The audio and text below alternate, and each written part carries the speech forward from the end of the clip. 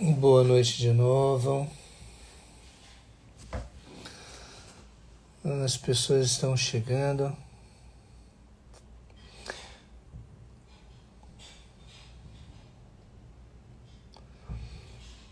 Rafa teve um pequeno problema de internet com a conexão e é lógico que ela faz falta. Vamos ver aqui.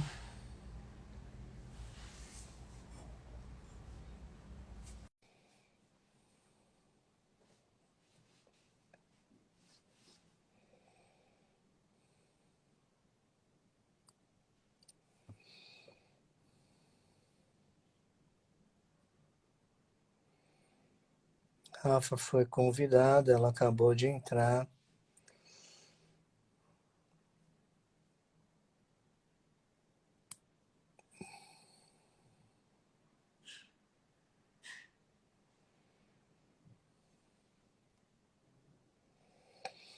Eu não sei se ela consegue entrar.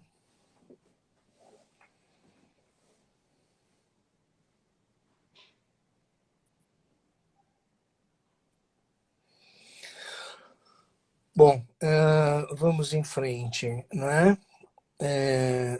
Vamos em frente.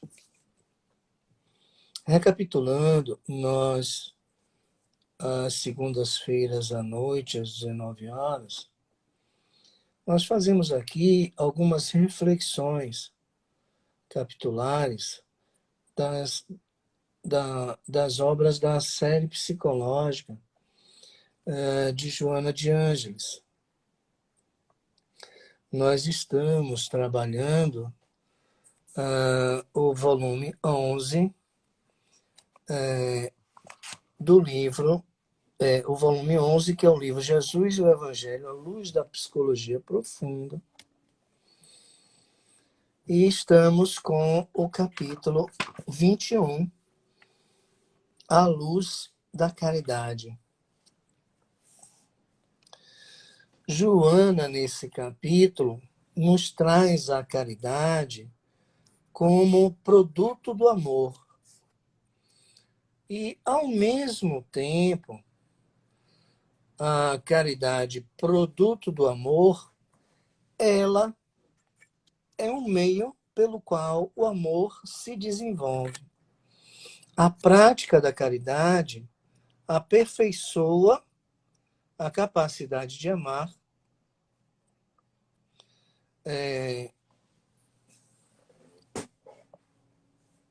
e o amor, inexoravelmente,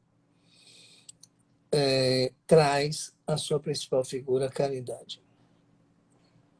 Tem umas passagens interessantes de Joana, quando ela traz essa questão e traz a figura de Jesus integrado, né? Jesus homem, como ela chama, e mostra em Jesus a forma com a qual ele se mostrava, ou, melhor dizendo, como podemos perceber a caridade em Jesus. Ele não mostrava. Dizer que Jesus mostrava é por conta de uma pobreza de linguagem, mas assim, nós, com os olhos de ver, é que podemos olhar para Jesus, para o Divino Mestre, e aprender com a sua passagem,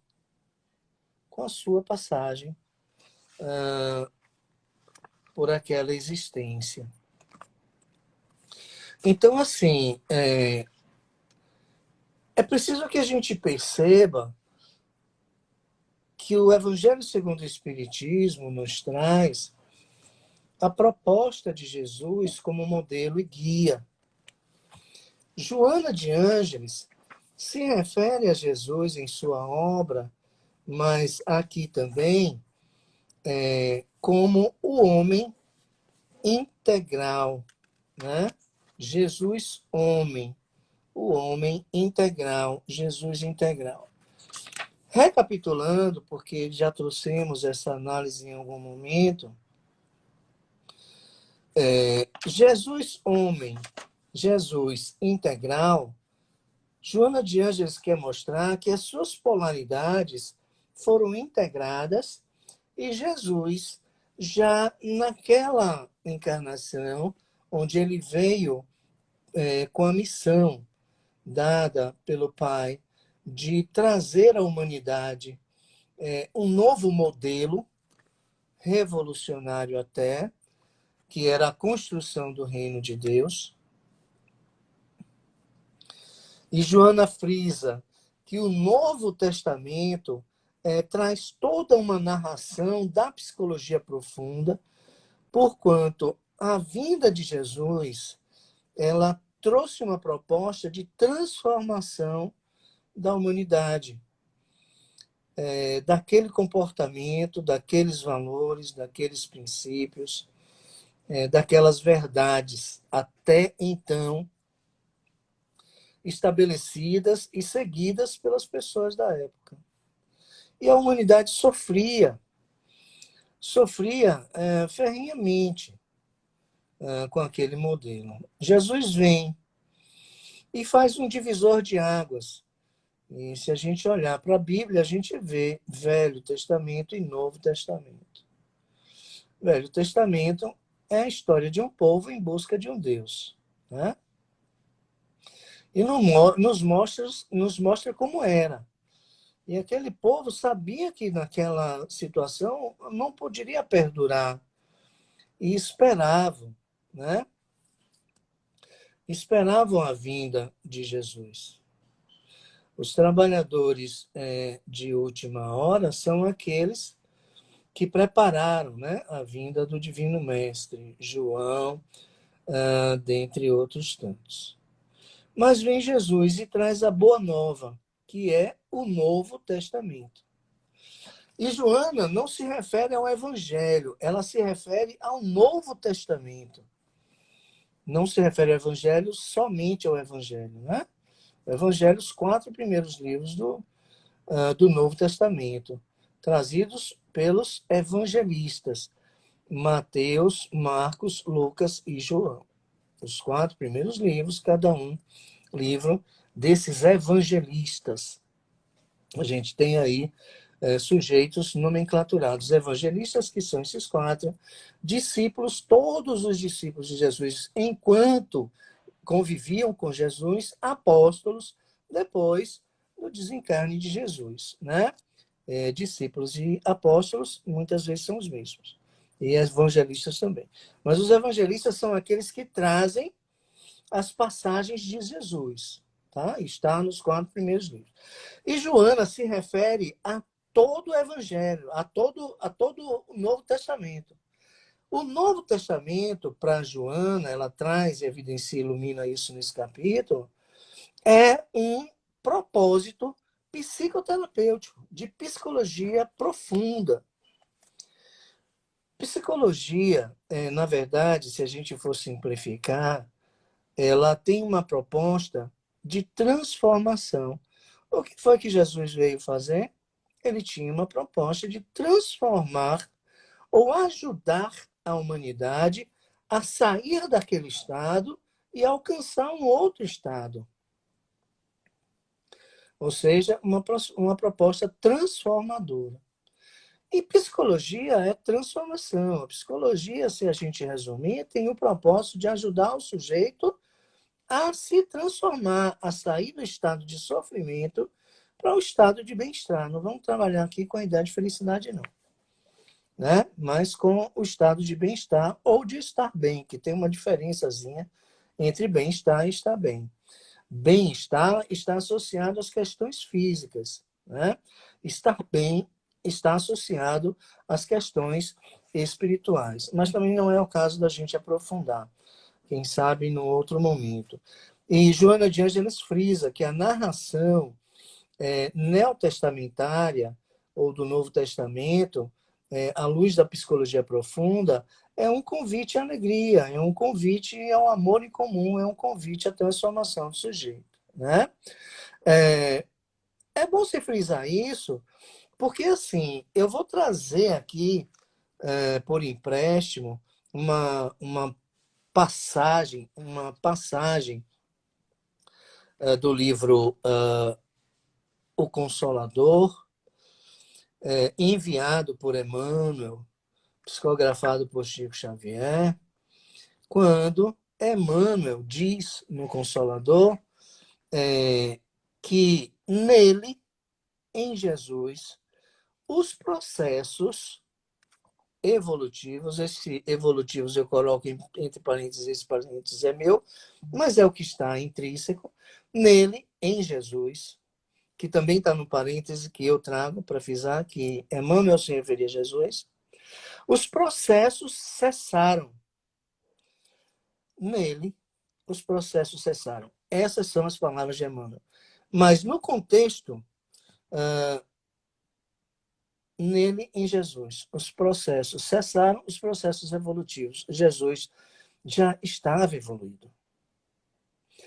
Então a gente precisa ter em mente isso, porque nós temos um modelo e guia evoluído, onde os processos já não acontecem mais. Porque ele é luz. Ele é luz.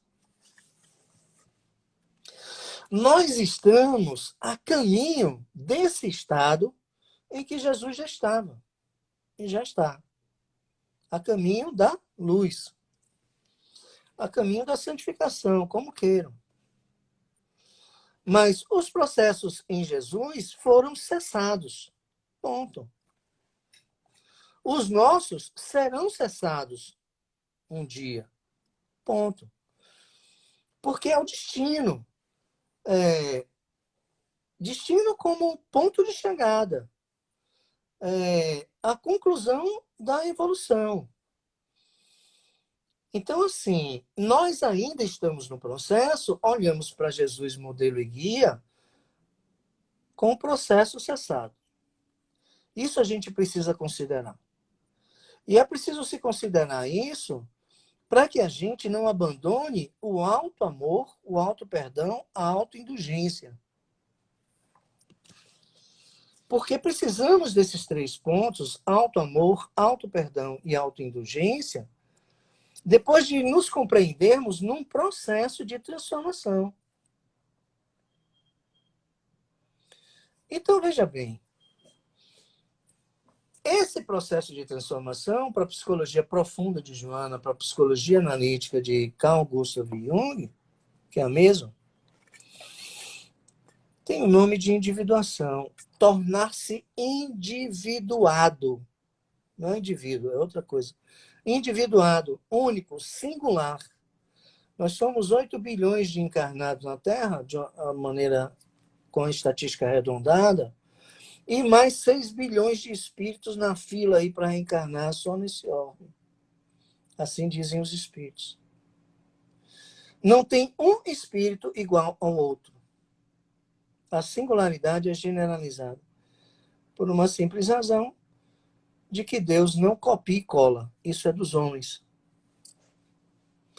Esse processo de individuação é para que o espírito seja burilado nas suas questões sombrias e que, balizado pelo self, que é a essência divina, é a energia, né, que estrutura as instâncias psíquicas do consciente, do inconsciente pessoal e consciente coletivo, que Joana traz aqui como sombra individual e sombra coletiva, é no inconsciente que estão as nossas sombras, né?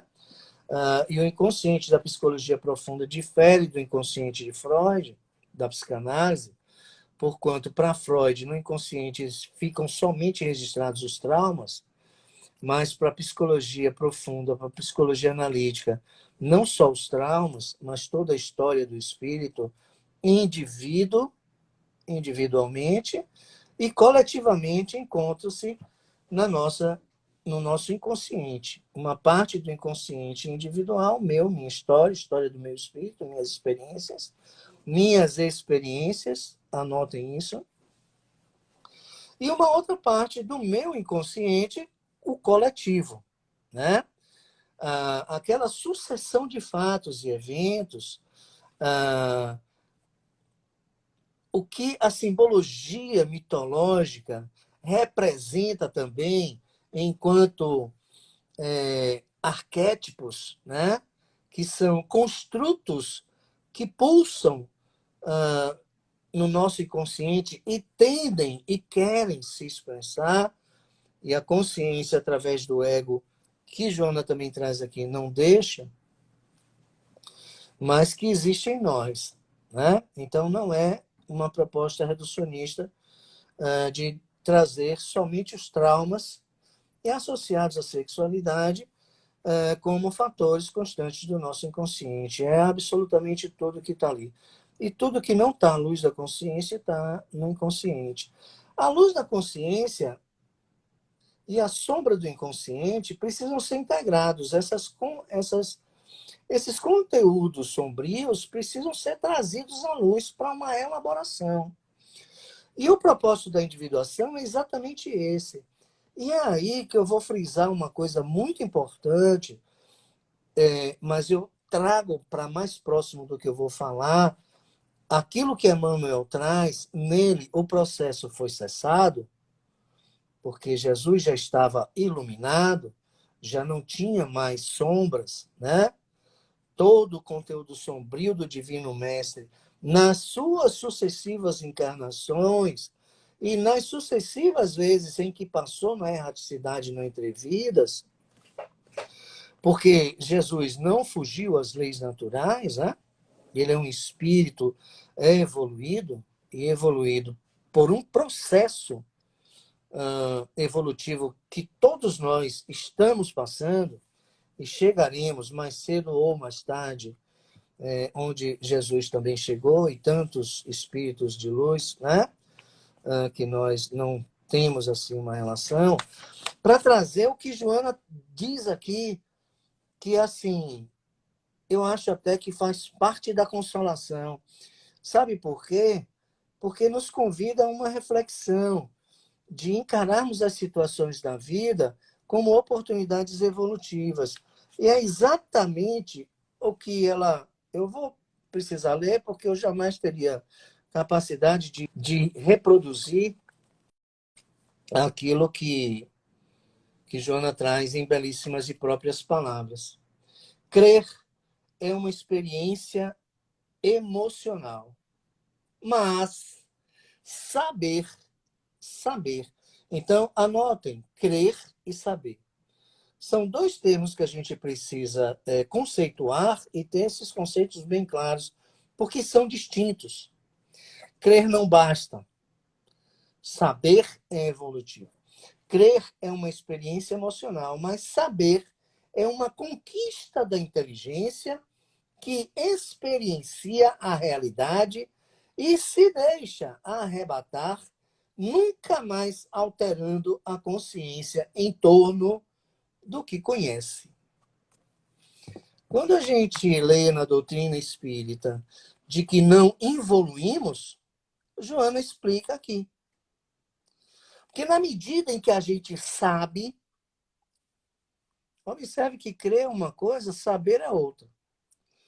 Na medida em que a gente sabe, a gente não retroage, a gente não deixa de saber, está impresso no espírito e o meu comportamento se traduz no que eu sei. Ou o que eu sei se traduz no meu comportamento, melhor dizendo. O que Joana quer dizer com isso? Porque assim, eu creio em Deus, eu sei Deus. É bem diferente. Né? Eu creio naquilo que está fora de mim. Até mesmo eu creio nas palavras que estão no livro. Eu creio naquilo que me dizem, eu creio naquilo que me trazem. O levita da passagem do bom samaritano, ele cria no sacerdote. Quem é o sacerdote, quem é o levita, quem é o samaritano? O sacerdote é um judeu que estudava as leis. Ele estudava as leis. O levita é aquele que não estudava, mas que seguia a orientação do sacerdote que estudava. Quem é um samaritano? É aquele que não quer saber de nada. É aquele que não julga. Caridade, como a veneranda traz nesse capítulo, luz da caridade, é próprio de quem não julga. Julgasse o samaritano, não faria o que fez. Não faria aquela caridade. Né? Observe uma coisa. O sacerdote julgou. O sacerdote era um judeu e tinha os samaritanos como verdadeiros inimigos. Só que naquela época, o sacerdote tinha algumas obrigações. Uma delas é que o sacerdote não poderia olhar ou tocar num corpo morto. Se assim ele fizesse, ele perdia o sacerdócio. O sacerdote passa, vê alguém no chão, ele não sabe se está morto ou vivo, ou somente ferido, passa direto para não perder seu sacerdócio. Né? O levita vem logo atrás, porque acompanha o sacerdote, e segue os passos do sacerdote. O que o sacerdote fizer, eu faço. Né?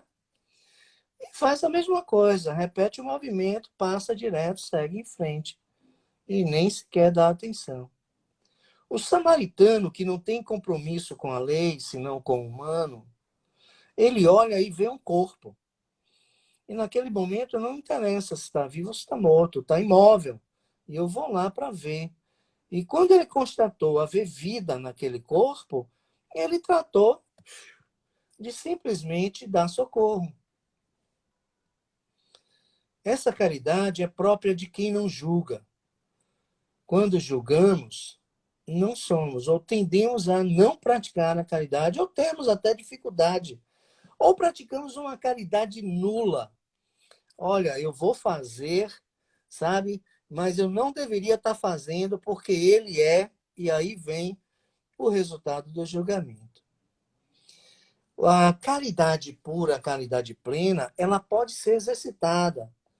Por que ela pode ser exercitada e nós não precisamos chegar na fase em que Jesus se encontrava, de ter os nossos processos cessados? Porque nós somos a única espécie com um código genético aberto. E nós nos atualizamos. A nossa consciência, ela é constantemente atualizada pelas experiências. Olha só, pelas experiências. São as experiências pelas quais passamos que nos são oportunidades de atualizarmos o espírito, a nossa consciência. Não é? Então, quando Joana de Ângeles diz: crer é uma experiência emocional e saber é uma conquista da inteligência que experiencia a realidade e se deixa arrebatar e jamais voltará ao nível anterior do estado de consciência, porque saber é a posteriori e crer é a priori. Duas palavrinhas que eu adoro, sou fascinado por elas, me ajuda a resumir e a simplificar. E vem da filosofia. A priori, antes da experiência, a posteriori, após a experiência, depois da experiência. E como a experiência é evolutiva, é a posteriori que eu passo a saber. Antes da experiência, a priori, eu só sei e tenho a oportunidade de crer. Essas nossas conversas não me permitem ter um feedback se eu estou conseguindo me fazer compreender, porque esse é o objetivo, né? Eu sei que cada um de nós que está aqui renunciou a alguma coisa para estar aqui, porque não podemos estar em dois lugares ao mesmo tempo. E eu gostaria que fizesse, que valesse muito termos renunciado o que renunciamos para estar aqui, né? Então, assim, crer e saber.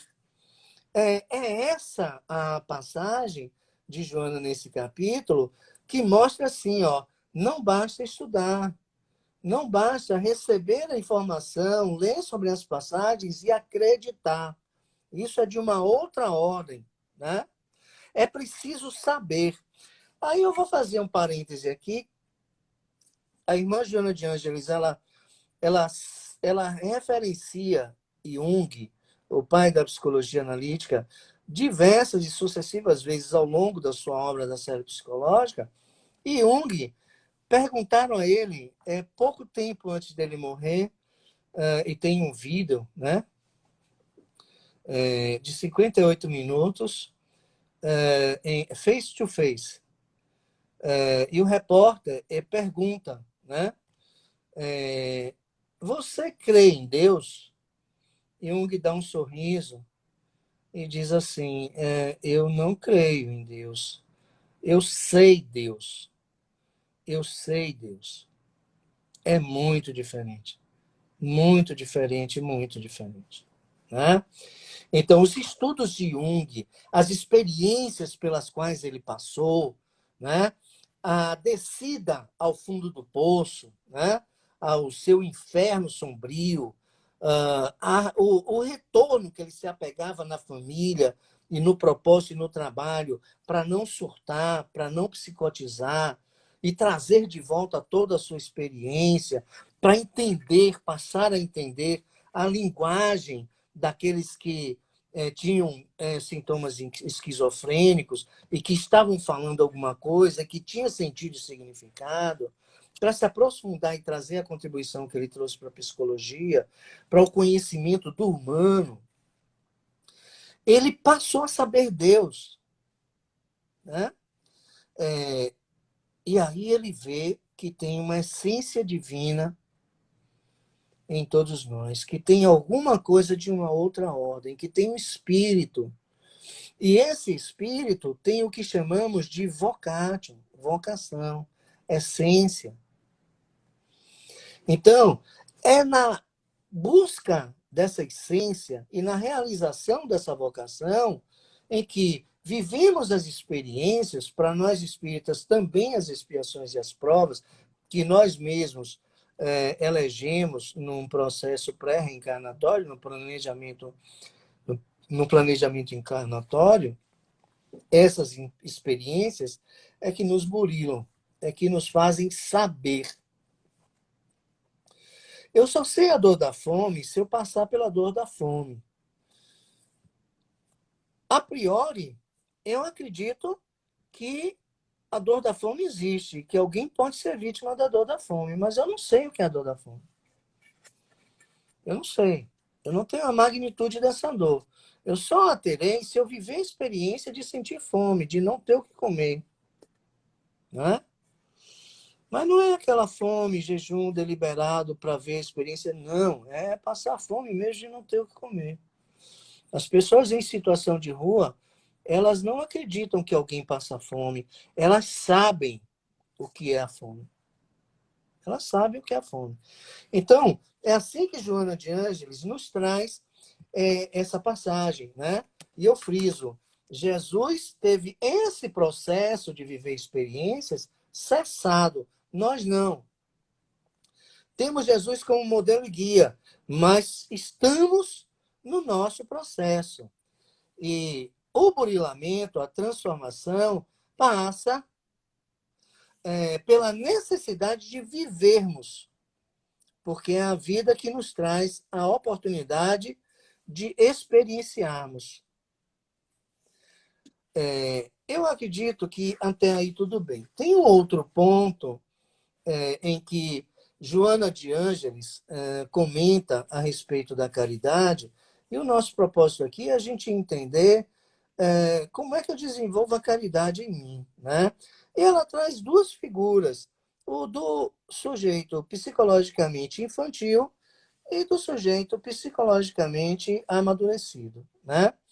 Nós, espíritas, nós temos a maioridade espiritual, porquanto temos consciência, sabemos, somos conhecedores das leis naturais. Mas não necessariamente nós somos maduros. E observe, enquanto nós estivermos procurando culpados e responsáveis, né, para as minhas dores, para os meus sofrimentos, para o meu para as minhas dificuldades, simplesmente nós ainda não teremos amadurecido, né? E Joana de Ângeles nos frisa isso. Como amadurecer? Se ela diz que nós somos psicologicamente infantis, e esses psicologicamente infantis querem ser amados, né? E é muito fácil a gente olhar hoje para a mídia, para as redes sociais, que a gente percebe isso, né? Nós divulgamos um eu e ficamos esperando se alguém curte, né? Se alguém gosta, se alguém comenta, se alguém responde de alguma forma. E quando não, nós entramos num processo, né, de entristecimento. E a gente deixa de buscar dentro de nós mesmos, né? Nós queremos ser amados, mas nós não queremos nos fazer amar. Nós queremos ser amados porque é muito fácil, não tem esforço. Ser amado é voz passiva. Mas, assim, fazer-se amado é outra coisa. Fazer-se amado passa inexoravelmente pela prática da caridade. Aquela caridade pura. Eu me lembro muito de uma expressão de alguém, nessa época, e é preciso a gente trazer esses pontos do contexto, do cotidiano, para que a gente entenda mais facilitadamente as propostas espirituais desses espíritos elevados, como a irmã Joana, que nos traz uma tentativa de nos mostrar o caminho e de nos mostrar o como. Alguém dizia assim, eu precisava ter o resultado de um exame no mesmo dia. E aí eu fui para o laboratório e simplesmente tratei todo mundo bem. Respeitosamente, eu estava com os meus filhos. E aí eu conversava com um, conversava com o outro. Eu fui buscar o cafezinho para um, buscar o cafezinho para outro. Eu consegui o resultado dos exames no mesmo dia. Eu saí e conversei com meus filhos. Está vendo como é bom a gente tratar bem as pessoas? É lógico que eu ouvi e não disse nada, né? Porque o próprio Jesus, a própria vida, vai ensinar o que é caridade para todos nós. Aquela pessoa estava no seu grau evolutivo e ela confunde caridade com interesse. Não é caridade. O samaritano, sim, foi caridoso. Pegou, levou para um lugar seguro, deixou, custeou e disse: se precisar de mais, na volta eu pago. Ele não quis nem saber se era judeu, se era samaritano, da Samaria. Ele não quis nem saber. Ele viu um corpo imóvel, percebeu que tinha vida e se a vida é esperança, ele não julgou e foi. Jesus traz essa passagem como o auge do ensinamento da caridade. É aquela caridade despretensiosa. É a caridade da viúva que dá aquilo que é a única coisa que tem. É a caridade que foi difícil para Pedro entender. Porque Jesus, quando disse: dai a tua face direita quando lhe baterem a esquerda, Pedro, questionador, de difícil argumento, de difícil convencimento, cético, né? Não cético no sentido deturpado, como muitos entendem, daquele que não acredita. Não, cético é aquele que se permite acreditar, porém, se convencido for, né? Ele não se deixa convencer com facilidade, questionava Jesus. Não, eu não vou fazer isso, não. Eu não vou dar minha face direita, não, que eu vou estar estimulando a agressão. Que é isso? Ele me bate à esquerda, eu dou a outra? Não, eu vou estar estimulando a violência, a agressão. Eu não vou fazer isso, não. Não compreendia. Jesus chorava. Né? Dai a tua capa a quem lhe pedia a túnica. Não, Jesus, eu também passo frio, dizia Pedro. Eu não vou dar minha túnica, não, porque eu também passo frio. Eu vou ficar com a minha capa, porque eu não vou ficar com frio para cobrir o frio do outro. Jesus chorava. Então, a caridade é isso, própria de quem confia, de quem entrega.